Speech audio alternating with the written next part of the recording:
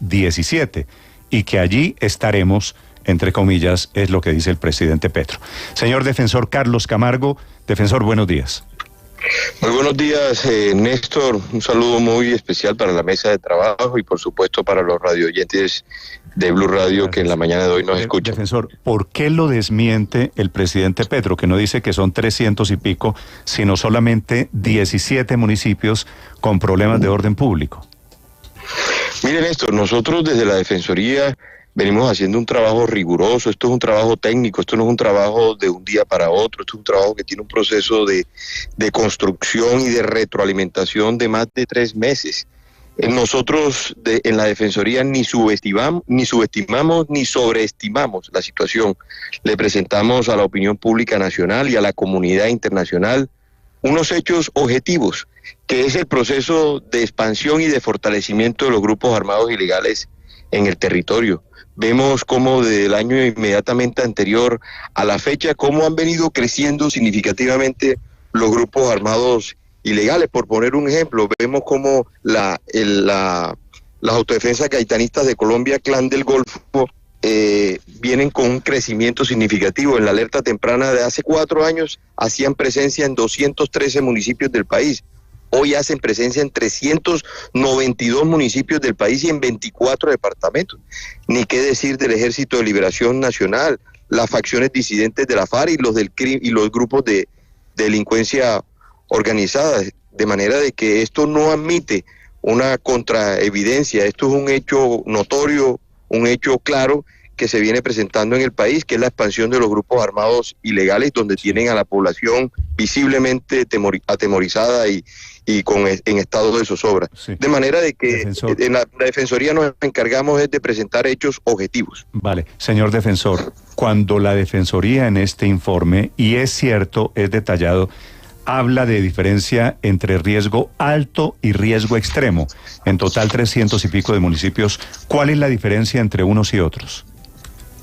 No, entre riesgo alto es que existe alta probabilidad de ocurrencia de hechos violentos, donde hay presencia probada de los grupos armados ilegales en esos municipios advertidos, y lo que por eso llamamos y le damos el nivel de riesgo alto para efectos de que no se vayan a consumar los hechos que están establecidos en las alertas tempranas anteriores que hemos emitido y por supuesto en la alerta temprana de advertencia electoral. Y por supuesto en los riesgos extremos es cuando hay máxima alerta, porque ya los hechos han sido consumados y por supuesto hay presencia de grupos armados y por supuesto hay muy alta probabilidad de que ocurran hechos de violencia electoral. Sí.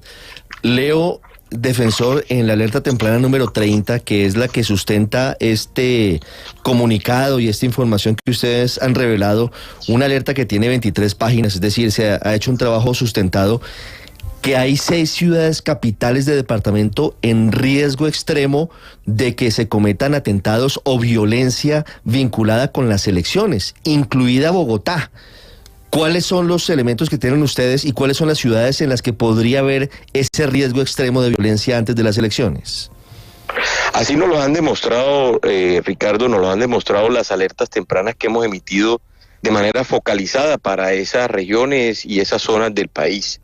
Y ahora quedó confirmada en la alerta temprana que tiene un proceso de decantamiento de más de 3 meses, donde el sistema de alertas tempranas en esa conexión directa con las comunidades nos arroja como resultado que efectivamente hay presencia de todos los grupos armados, en el caso de Bogotá, de todos los grupos armados ilegales y adicionalmente de los grupos de delincuencia organizada.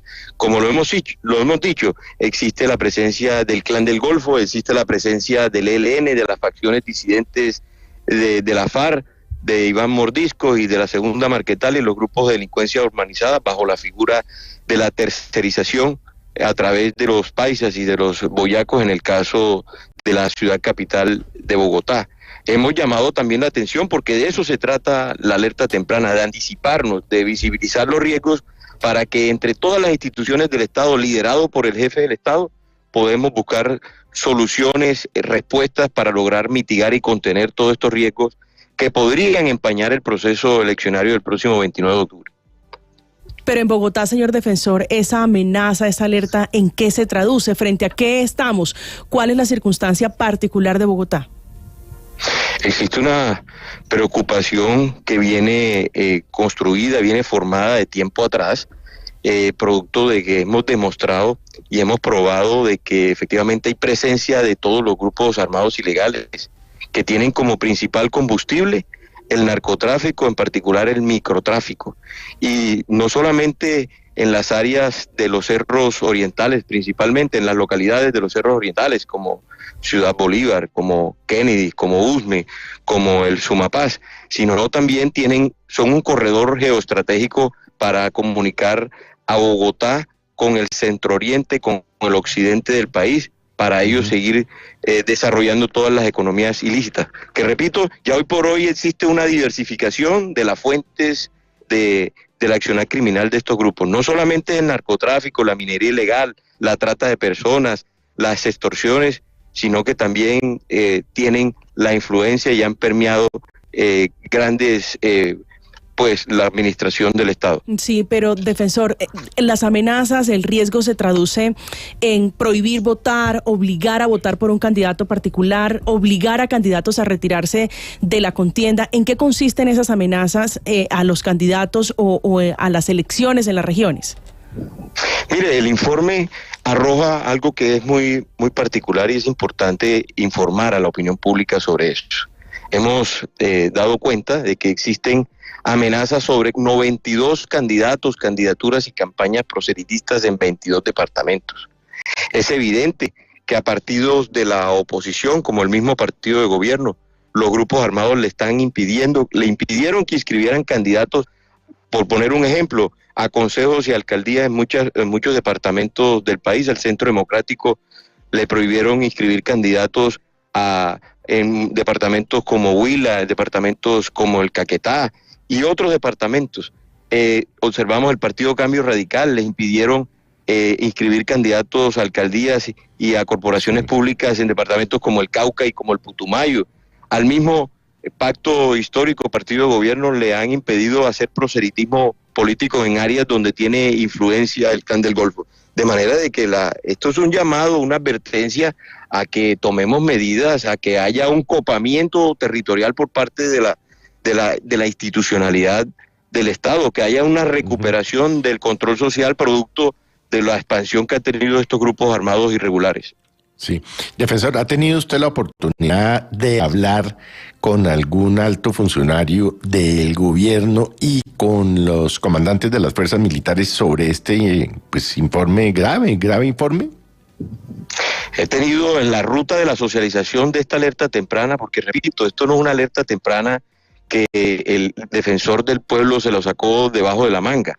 Esto es una alerta temprana que hemos nosotros socializado con importantes federaciones, Federación de Gobernadores, Federación de Asociación de Ciudades Capitales, Federación de Municipios, dirigentes gremiales, con universidades, con partidos políticos, con el mismo presidente de la República. Tuve la oportunidad de charlar sobre las particularidades de esta alerta temprana, lo propio con el ministro de la Defensa Nacional, lo propio con el Ministerio del Interior, de manera de que ellos no son ajenos y no son indiferentes a todo el resultado que arrojó esta alerta temprana, porque repito, aquí no se trata de entrar en discusiones intrascendentes, aquí se trata de ponernos en la tarea, y por eso de manera expresa le solicité al presidente de la República en que él mismo lidere la Comisión Intersectorial de Respuesta a la Alerta Temprana y que convoque a todas las entidades, las cabezas de las entidades concernidas y de las entidades involucradas en la toma de decisiones para lograr contener estos riesgos que se advierten